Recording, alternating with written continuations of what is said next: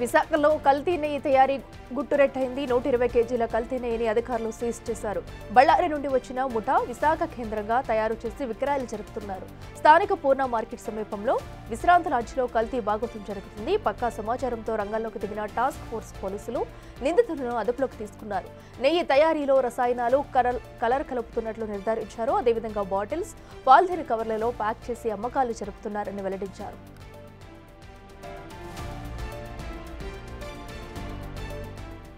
విశాఖలో కల్తీ నెయ్యి తయారీకి సంబంధించిన మరింత సమాచారం మా ప్రతినిధి రాజు అందిస్తారు.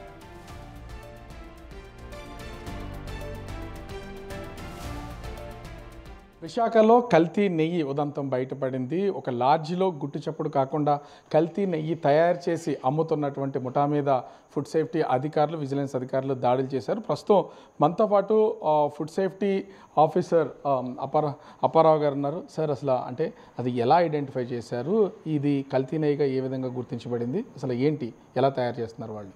యాక్చువల్గా ముందు ఏంటంటే వాళ్ళు క్యాన్లతోటి పట్టుకెళ్ళడం, వీధిలోకి పట్టుకెళ్ళడం గట్రా మేము ఐడెంటిఫై చేయడం జరిగింది. పోలీస్ డిపార్ట్మెంట్ వరకు కూడా దాని మీద నిఘా పెట్టడం జరిగింది. మేము కూడా చూసాం. దాని తర్వాత ఏంటంటే సడన్గా నేను రాత్రి 7:30, 8 మధ్యలో నేను పోలీస్ డిపార్ట్మెంట్ వరకు మేము కూడా ఒకసారిగా అది ఏంటంటే యాక్చువల్గా ఏంటంటే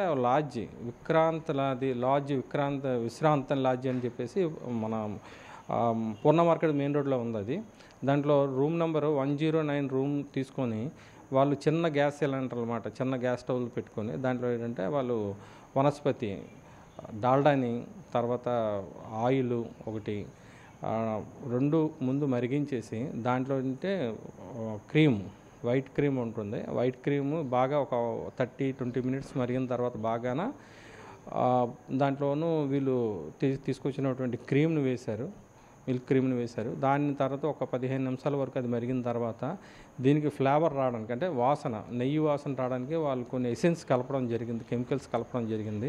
సో ప్రాక్టికల్గా మేము దాన్ని వాళ్ళతో మళ్ళీ చేయమంటే చేసి చూపించడం జరిగింది.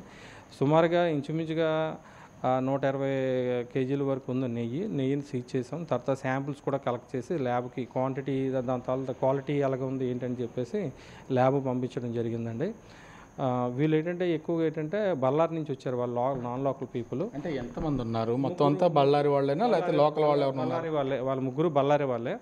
ఆధార్ కార్డులు కూడా బళ్ళారి వాళ్ళే. ఎవ్రీ 15 డేస్కి మెటీరియల్ తెచ్చుకుంటారట. వాళ్ళు మెటీరియల్ తెచ్చుకొని రూరల్ ఏరియా అన్నమాట, అంటే విశాఖపట్నంలోని అడిగాం, ఇన్వెస్టిగేషన్ చేసాం. బేకరీలు కానీ రెస్టారెంట్కి ఎక్కడ ఇస్తున్నారంటే ఇక్కడ కాదండి, క్యాటరింగ్, ఓన్లీ ఫర్ క్యాటరింగ్ వాళ్ళకే 350 రూపాయలకి కేజీ నెయ్యి అమ్ముతున్నామండి. ఆర్లవ, మధురవాడ, సింహాచలం, అనకాపల్లి, పెందుర్తి ఈ రూరల్ ఏరియాలకు వెళ్ళి మార్నింగ్ టైంలో నైట్ తయారు చేసి మార్నింగ్ తీసుకెళ్ళి ఇచ్చేసి వాళ్ళు 15 రోజులు ఉంటున్నారు. 15 రోజుల తర్వాత మళ్ళీ లెఫ్ట్ అయిపోయి మళ్ళీ ముడి సరుకు తెచ్చుకుంటున్నారు. వాళ్ళు అక్కడ డైరీ నుంచి కొంత ముడి సరుకు తెచ్చేసుకొని మళ్ళీ స్టోర్ మళ్ళీ రూమ్లో పెట్టుకొని వాళ్ళు మళ్ళీ అక్కడ తయారు చేసి ఏ రోజుకి ఆ రోజుకి 50 లీటర్లు అలాగ తీసుకెళ్ళి అమ్మడం జరుగుతుందండి. అంటే రోజుకి ఎంత తయారు చేస్తున్నారు? రోజుకి 50 లీటర్ల పైన తయారు చేస్తున్నారా? అంటే మనకి రైడ్లో 126 కేజీల వరకు దాదాపు సీజ్ చేశారని చెప్తున్నారు. అక్కడ ఫుల్గా ఉన్నాయండి క్యాన్లు, మొత్తం 6 క్యాన్లు ఉన్నాయి. 6 క్యాన్లు ఫుల్ పైప్ ఉన్నాయి. ఆల్రెడీ తయారు చేసి ఉంచారు. రేపు అంటే ఈ రోజుకి అమ్మడానికి నన్ను నైట్ తయారు చేశారు వాళ్ళు. సో వాళ్ళ కెపాసిటీ ఉంది. ఇంకా ముడి సరుకు ఉంది. ఇంచుమించుగా 30 కేజీల వరకు క్రీమ్ ఉంది. తర్వాత డాల్డా ఉంది. ఇవన్నీ కూడా రా మెటీరియల్ అంతా కూడా ఉందండి. అంటే ఇలాంటి కల్తీ నెయ్యి ఒకవేళ తింటే అసలు ఎట్లాంటి ప్రమాదం ఉండే అవకాశం ఉంది? ఎంత అవేర్నెస్ ఉన్నా కూడా 350 రూపాయలకు వస్తుందంటే పెళ్లి క్యాటరింగ్లో వీటిల్లో విరివిగా అమ్ముతున్నారంటే అట్లాంటి వాళ్ళ మీద కూడా ఏమైనా విచారణ చేసే అవకాశం ఉందా? మేము వాళ్ళ డేటా అది సేకరిస్తున్నాం, ఎవరికి అమ్ముతున్నారు ఏంటని చెప్పి అది కూడా డేటా పోలీసు వారి ద్వారా ఇన్వెస్టిగేషన్ చేస్తున్నాం. ఇదేంటంటే ఎక్కువగా తీసుకోవడం వల్ల ఫ్యాట్ కంటెంట్స్ ఎక్కువ ఉంటుందండి. మీకు డాల్డాలు 100% మీకు ఫ్యాట్ కంటెంట్స్ ఉంటుంది. ఆ కంటెంట్స్ వీళ్ళు నెయ్యి అనుకొని చెప్పి ఎక్కువ కన్జంప్షన్ చేయడం వల్ల హార్ట్ డిసీజ్ అయితే కంపల్సరీగా వస్తాయండి. డాక్టర్లు కూడా మనకు చెప్తున్నారు కదా, హోల్స్ బ్లాక్ అయిపోవడము, తర్వాత మీకు లోపల స్టోన్స్ రావడం, ఇవన్నీ స్టోన్స్ అని ఎక్కడి నుంచి వస్తున్నాయి? ఈ ఫ్యాట్ అనేది అది స్టోన్గా తయారైపోయి మీకు ఇదవుద్ది.